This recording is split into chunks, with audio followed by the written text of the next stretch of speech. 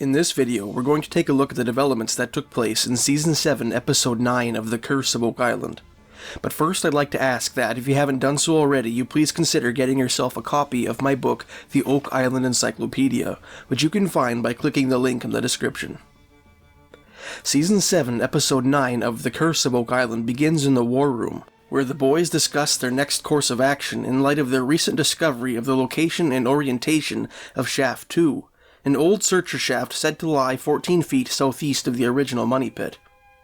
Shaft 2, also known as the Onslow Shaft, was built by members of the Onslow Company in the spring of 1805, a year after the flooding of the money pit.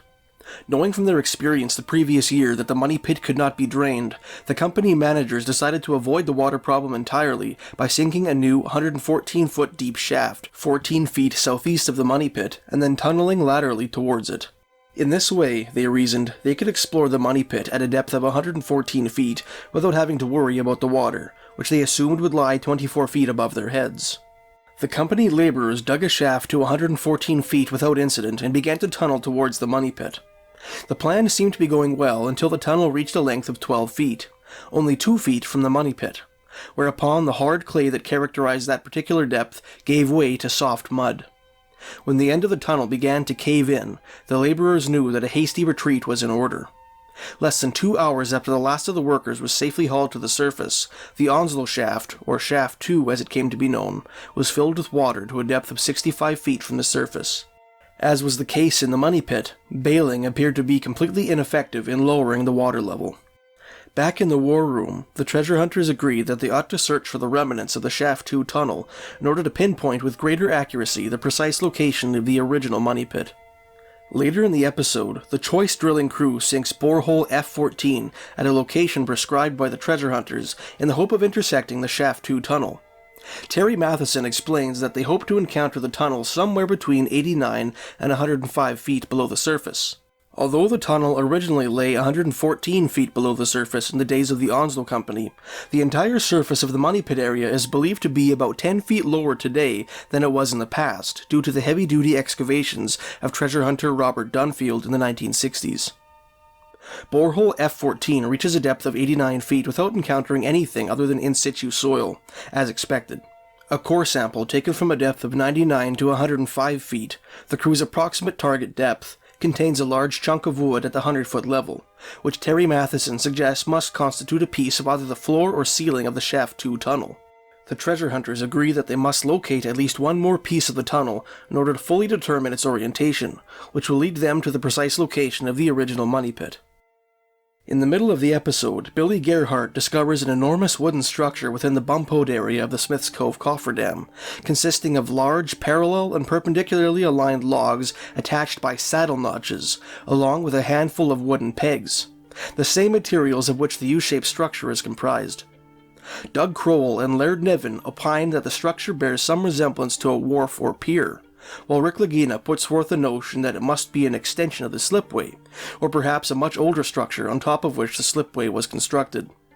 Rick notes that the structure appears to be surrounded by packed clay, prompting the narrator to remind us that puddled clay was said to have been found on one or more of the 9 oak log platforms unearthed at regular 10-foot intervals in the money pit. The treasure hunters reluctantly agree to postpone their excavation of the structure and wait for an assessment by archaeologist Laird Niven. Shortly after the discovery, the Fellowship of the Dig meets in the war room with Corinne Mall, the researcher who presented his own Oak Island theory involving the classical French Baroque painter Nicolas Poussin and his famous painting, Et in Arcadia Ego, the previous episode. For an in-depth look at Poussin, his paintings, and their places in various theories regarding Oak Island and other potentially related mysteries, please check out my video on The Curse of Oak Island Season 7, Episode 8. In this episode, Mall is accompanied by his fellow researcher Chris Morford.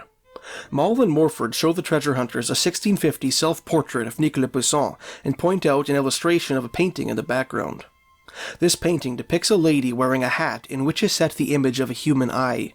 Mall and Morford propose that this lady is the shepherdess who features in Poussin's 1637 rendition of Et in Arcadia Ego.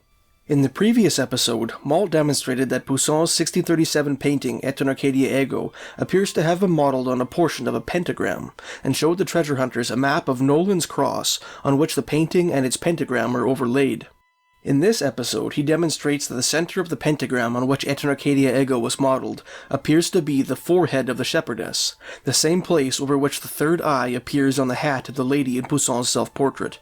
Furthermore, Moll and Morford demonstrate that the center of Aeternarcadia Ego, when the painting is superimposed over top of Nolan's cross, appears to lie just southwest of the so-called Eye of the Swamp, a pond located at the tip of the Oak Island swamp, around which geoscientist Dr. Ian Spooner discovered a ring of flat stones in Season 7, Episode 3.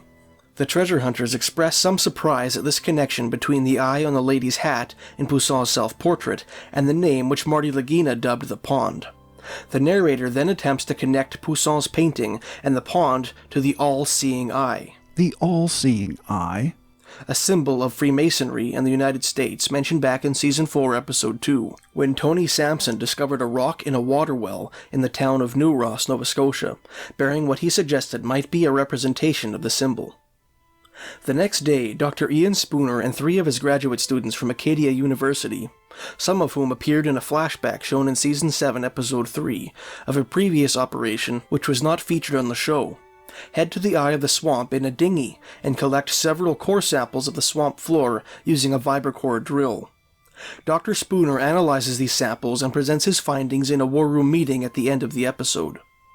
During his presentation, the geoscientist informs the crew that the samples contain evidence that the swamp first formed around 1220 AD, and that the floor of the Eye of the Swamp was disturbed by man sometime between 1674 and 1700.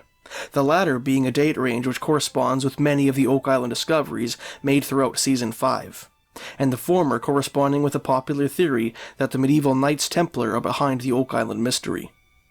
As Spooner acknowledged in this episode, his analysis of the Eye of the Swamp core samples differs from a previous assessment he made back in Season 7, Episode 3, when he extracted core samples from the ship anomaly in the Oak Island swamp. In the earlier episode, Spooner concluded that the swamp was only 300 or 400 years old, and supported trees and other forms of terrestrial vegetation prior to its transformation into a wetland. Thanks for watching. If you enjoyed this video and would like to help support this channel, please check out my book, The Oak Island Encyclopedia, which you can find by clicking the link in the description.